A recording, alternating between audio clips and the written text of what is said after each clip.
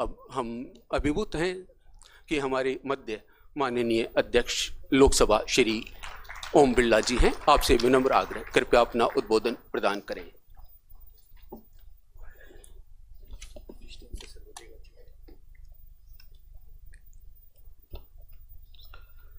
Rajasthan constitution club के शुभारंभ में राजस्थान के यशस्वी मुख्यमंत्री माननीय भजनलाल जी शर्मा साहब, राजस्थान विधानसभा के माननीय अध्यक्ष वासुदेव देवनानी जी, भारत सरकार के केंद्रीय कृषि राज्य मंत्री माननीय भागीरथ चौधरी जी, संसदीय कार्य मंत्री श्री जोगाराम जी पटेल साहब, राज्य के उप मुख्यमंत्री जी, मंत्रिमंडल के सदस्यगण, माननीय सांसदगण, विधायकगण, पूर्व विधायकगण और अतिथिगण, मैं आप सबका स्वागत करता हूं। आज हम अंतर्राष्ट्रीय महिला दिवस भी मना रहे हैं। अंतर्राष्ट्रीय महिला दिवस पर बहुत बहुत शुभकामनाएं, बधाई। और राजस्थान का इतिहास महिलाओं के लिए गौरवशाली इतिहास रहा है। उनकी शौर्य, वीरता, भक्ति, शक्ति का इतिहास रहा है। यहाँ पर अलग अलग क्षेत्रों में काम करने वाली महिलाओं ने प्रेरणादायी काम किए हैं, जिससे समाज के सामाजिक आर्थिक जीवन में बड़ा परिवर्तन आया है। इसी तरीके से राज्य की विधानसभाओं के अंदर भी यहाँ की महिला विधायक, अध्यक्ष, मुख्यमंत्री के रूप में सशक्त नेतृत्व दिया है, जिससे राजस्थान में एक आधारभूत ढांचे विकास के साथ एक नया परिवर्तन हुआ है। मैं सभी को इस मौके पर शुभकामनाएं देता हूं, बधाई देता हूं। मैं सबसे पहले राजस्थान के माननीय अध्यक्ष जी को धन्यवाद देता हूं, जिन्होंने 1 वर्ष के कार्यकाल के अंदर राज्य की विधानसभा की गरिमा, मर्यादा, प्रतिष्ठा बढ़ाने का काम किया। कई नए इनोवेशन किए, जिससे लोकतंत्र सशक्त हुआ, मजबूत हुआ और एक नई दिशा मिली है। आज इसी कॉन्स्टिट्यूशन क्लब का शुभारंभ हो रहा है। ये कॉन्स्टिट्यूशन क्लब आम क्लब की तरह नहीं है। ये क्लब के निर्माण के समय भी और निर्माण के बाद इसके संचालन के समय भी एक इसमें विशेषता है कि हम आज़ादी के 75 वर्ष के गौरवशाली संविधान के अंगीकार दिवस में गुजर रहे हैं। और इस 75 वर्ष की यात्रा में हमने संविधान के मार्गदर्शन में भारत के अंदर एक परिवर्तन किया। और आज हम कह सकते हैं कि दुनिया के अंदर भारत का लोकतंत्र और भारत का संविधान देश और दुनिया के लिए मार्गदर्शक है। इसी तरीके से राजस्थान विधानसभा का इतिहास भी बहुत गौरवशाली इतिहास रहा है। राजस्थान के इस विधानसभा में कई विधेयकों के माध्यम से, नियमों, प्रक्रियाओं के माध्यम से, नीतियों के माध्यम से दुनिया की विधायी संस्थाओं को मार्गदर्शन करने का काम किया। इस राजस्थान विधानसभा में ऐसे विधेयक पारित हुए जो देश के लिए मार्गदर्शक बने, चाहे भूमि सुधार विधेयक हो, अन्य कई विधेयक हैं जो विधेयक देश के लोकतंत्र के लिए, शासन व्यवस्थाओं को चलाने में बहुत बड़ी मार्गदर्शन भूमिका रही है। इस विधानसभा के अध्यक्ष रहे हों, चाहे राज्य के मुख्यमंत्री रहे हों, उन सब ने अपने अपने क्षेत्रों के अंदर ऐतिहासिक रूप से उपलब्धि प्राप्त किए और इसी विधानसभा के अध्यक्ष के नाते भी कई गौरवशाली परंपरा भी रही है। और इसी राज्य के मुख्यमंत्री जी ने देश के अंदर राज्यसभा का संचालन किया। उपराष्ट्रपति पद पर उन्होंने उपराष्ट्रपति पद के रूप में संविधान की, संसद की मर्यादाओं को उच्च कोटि बनाने का काम किया। अभी भी हमारे उपराष्ट्रपति के रूप में माननीय जगदीश धनखड़ जी राज्यसभा का संचालन कर रहे हैं। और ये कॉन्स्टिट्यूशन क्लब की परिकल्पना जब की थी, जब 1947 के अंदर जब संविधान बनने की प्रक्रिया चल रही थी, चर्चा संवाद की प्रक्रिया थी, उसी समय एक विचार आया कि हम संविधान बनाने की इस प्रक्रिया में अनौपचारिक रूप से भी चर्चा संवाद हो, अनौपचारिक रूप से बातचीत हो। तो 1947 के अंदर एक कॉन्स्टिट्यूशन क्लब बनाने के विचार आया और उसी विचार को लेकर कि ये क्लब देश के संविधान की चर्चा, नीतियों कार्यक्रम की चर्चा, विधान बनाने की प्रक्रिया और किस तरीके से हम देश के अंदर विकास के अंदर ज़्यादा से ज़्यादा लोगों की भागीदारी हो, एक समावेशी विकास हो, समावेशी विकास के साथ जनभागीदारी हो और जनभागीदारी के अंदर लोगों के विचार आए। और इसी विचार को लेकर ये कॉन्स्टिट्यूशन क्लब बना। मैं इसके पूर्व अध्यक्ष सीपी जोशी साहब को धन्यवाद देता हूं, जिन्होंने इस क्लब की शुरुआत की। सरकार आती है, बदलती है, निर्माण कार्य चलता है, लेकिन निर्माण कार्य चलने के बाद कोई भी सरकार है, किसी भी दल की सरकार आए, लोकतंत्र में कोई स्थायी सरकार नहीं आती, जनपद के आधार पर परिवर्तन होते रहते हैं। तो कोई ये कहे कि मेरे द्वारा बनाया गया है, ये न्यायपूर्ण नहीं है। ये एक नियमित प्रक्रिया है जो चलती रहती है, बदलती रहती है। इसीलिए इस संविधान सदन के रूप में ये कॉन्स्टिट्यूशन क्लब बना है, इसका शुभारंभ हुआ है। मुझे आशा है जिस विचारों को लेकर इस क्लब की योजना बनाई है, आने वाले अध्यक्ष जी उन विचारों को लेकर कार्य संचालन, क्योंकि भवन बनना ही महत्वपूर्ण है।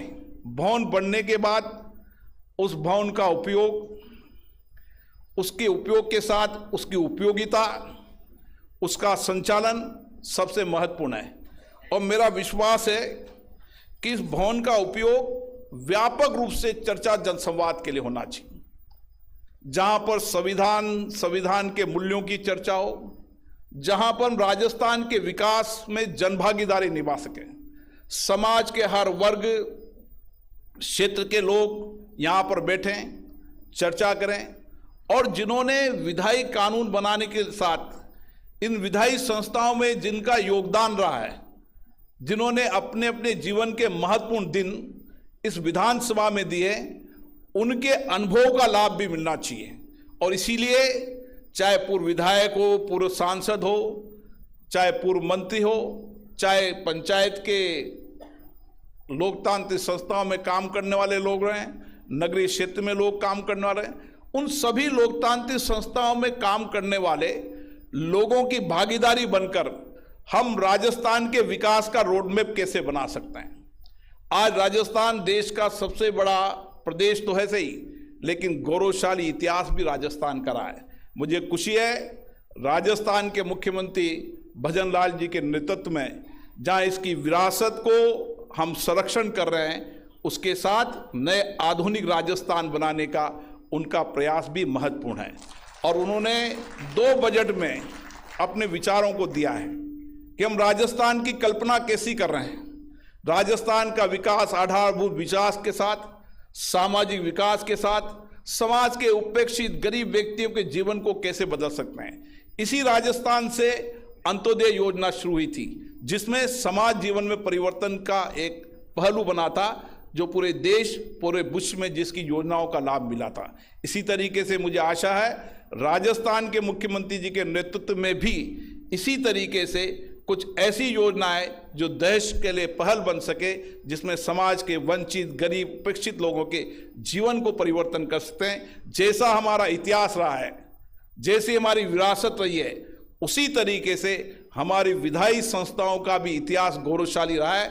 मुझे भी इस विधानसभा का सदस्य होने का मौका मिला है और मुझे खुशी है कि इस विधानसभा के सदस्य के नाते जो मुझे अनुभव मिले, जो मुझे यहाँ से प्रेरणा मिली, जो मुझे यहाँ से सीख मिली, मैंने कोशिश की कि देश की लोकतांत्रिक संस्थाओं के अंदर इस तरीके से प्रपाटी परंपराओं को शुरू करें जिससे लोकतांत्रिक संस्थाओं में चर्चा संवाद का माहौल बने। सहमति असहमति हमारे लोकतंत्र का विशेषता है, विचारों की भिन्नता भी है, अपने अपने राजनीतिक विचारधारा भी होती है, लेकिन संसद हो, चाहे विधानसभा हो, चाहे पंचायत हो, नगर पालिका हो, इन सब लोकतांत्रिक संस्थाओं में प्रयास करना चाहिए कि हम चर्चा करें, संवाद करें, विचारों का मंथन करें।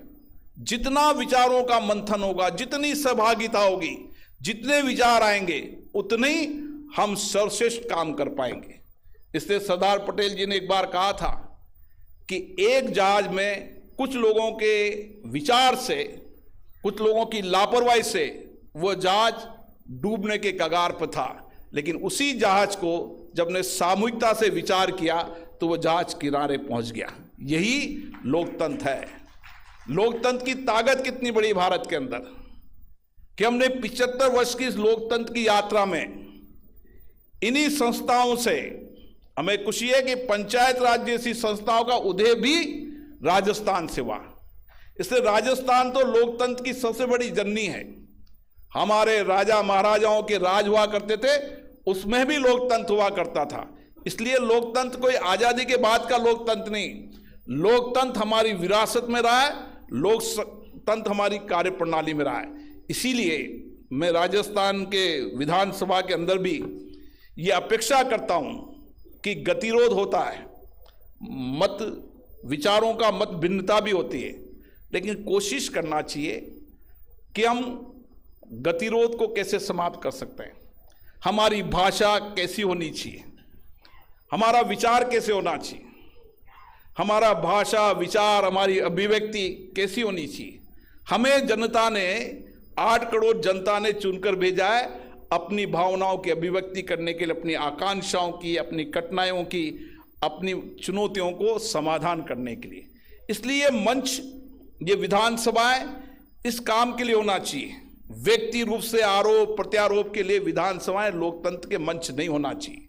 और मैं हर मंच पे कहता हूं, जब हमारा संसदीय लोकतंत्र का मंच, विधानसभा के अध्यक्षों और लोकसभा राज्यसभा के मंचों का पीठासीन अधिकारी सम्मेलन भी, हम बार बार ये चर्चा करते हैं कि सहमति असहमति, आरोप प्रत्यारोप, विचारों की भिन्नता, विचारधाराओं की, ये तो ताकत है। लेकिन आजकल विधानसभा में नियोजित तरीके से गतिरोध होने लगा, लोकसभा में नियोजित तरीके से गतिरोध होने लगा। सुबह आकर इस योजना से आना कि आज विधानसभा नहीं चलने दें, लोकसभा नहीं चलने दें, यह नियोजित तरीके का गतिरोध लोकतंत्र के लिए उचित नहीं है। हमें अगर लोकतंत्र को सशक्त बनाना है, मजबूत बनाना है, लोकतंत्र को जनता के प्रति जवाबदेही बनाना है, जनता की अपेक्षाओं के अनुरूप बनना है और जनता की भावनाओं के अनुरूप विधायी संस्थाओं को बनाना है, तो हमें लोकतंत्र के अंदर चर्चा संवाद करना चाहिए, सहमति असहमति पूरे विचारों के साथ अभिव्यक्ति करना चाहिए, लेकिन सदन चले इस तरीके का प्रयास करना चाहिए। क्योंकि राज्य विधानसभा से ये विचार लोकतंत्र की पंचायत में जाएगा, नगरीय विकास में जाएगा। मैंने तो विधानसभा अध्यक्ष से कहा है कि जितनी लोकतांत्रिक संस्थाएं, उन सभी लोकतांत्रिक संस्थाओं में गतिरोध समाप्त कर चर्चा संवाद का केंद्र बनना चाहिए। और ये आपका कॉन्स्टिट्यूशन क्लब इसी चर्चा का संवाद का केंद्र बनेगा। जब विधानसभा में कभी असहमति गतिरोध होगा तो अनौपचारिक चर्चा के लिए आप इस कॉन्स्टिट्यूशन क्लब में आएंगे, अनौपचारिक चर्चा करेंगे, संवाद करेंगे। और यूं भी अनौपचारिक चर्चा संवाद करने की परंपरा राजस्थान में रही है। राजस्थान में पक्ष विपक्ष की बहुत गौरवशाली परंपरा है और इस गौरवशाली परंपरा को हमें आगे बढ़ाने का प्रयास करना चाहिए। जब गतिरोध हो, हम अनौपचारिक रूप से बैठें, चर्चा करें, और उसका समाधान करने का प्रयास करें।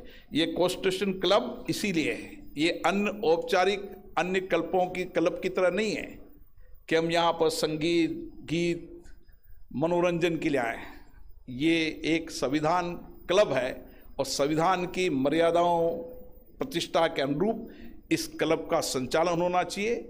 यहाँ पर देश विदेश की सेमिनार होना चाहिए, लोकतंत्र पर चर्चा संवाद होना चाहिए, हर वर्ग के लोगों के संवाद चर्चा के होना चाहिए, और इसको हम किस तरीके से इसका संचालन करते हैं ये सबसे महत्वपूर्ण है। मुझे आशा है कि माननीय विधानसभा अध्यक्ष जी के नेतृत्व में ये क्लब इसी सार्थक चर्चा संवाद का केंद्र बनेगा और हम अधिकतम जनभागीदारी, लोगों के अधिकतर विचारों का समाहित करते हुए ये कल्प एक प्रेरणा का स्थल बने, ताकि देश के अंदर हम ये कह सकें कि राजस्थान में लोकतंत्र में अनौपचारिक चर्चा संवाद से लोगों की और भागीदारी बनाकर हमने लोकतांत्रिक प्रक्रिया से राज्य के विकास में महत्वपूर्ण योगदान दिया है। आप सबको बहुत बहुत धन्यवाद।